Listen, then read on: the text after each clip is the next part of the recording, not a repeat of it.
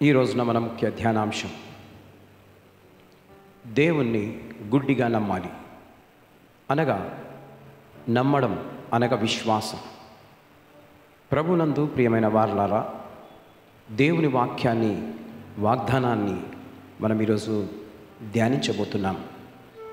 అనగా దేవుని ఎలా నమ్మాలో దాని విషయమై నేను బోధించాలనుకుంటున్నాను. దేవుణ్ణి గుడ్డిగా నమ్మాలి అనగా ఒక అబ్బాయే కానీ అమ్మాయే కానీ ఎగ్జామ్స్ జరుగుతున్నప్పుడు వాళ్ళు బుక్ను నమ్ముతారు, రాత్రంతా చదువుతారు. దాని ఫలితం వాళ్ళు ఆ నమ్మకం ద్వారా ఎగ్జామ్లో నేను పాస్ అవుతాను అన్న విశ్వాసం, నమ్మకం వారికి ఉంటుంది. అదే ప్రకారం మరి మనిషి రోగం పోవడానికి ట్యాబ్లెట్ని నమ్ముతాడు. ఆ ట్యాబ్లెట్ వేసుకుంటే నా షుగర్ బాగవుతుంది, కుదుట పడుతుంది, నేను బాగుంటాను అని అనుకుంటాడు.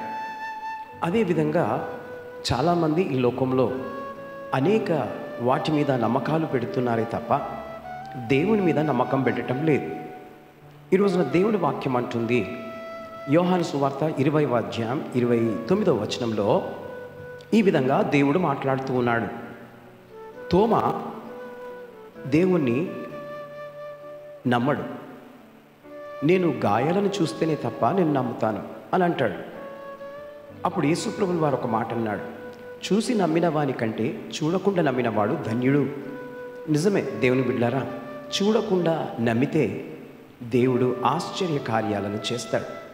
నీ జీవితంలో ఈరోజు ఆశ్చర్య కార్యాలు జరగడం లేదనంటే నీలో దేవుని మీద నమ్మకము సరిగ్గా లేదు. కాబట్టి చూడకుండానే నీవు విశ్వసించు దేవుణ్ణి, దేవుడు గొప్ప అద్భుత కార్యాన్ని నీ పట్ల చేస్తాడు. దేవుడు నిన్ను దీవించునుగాక.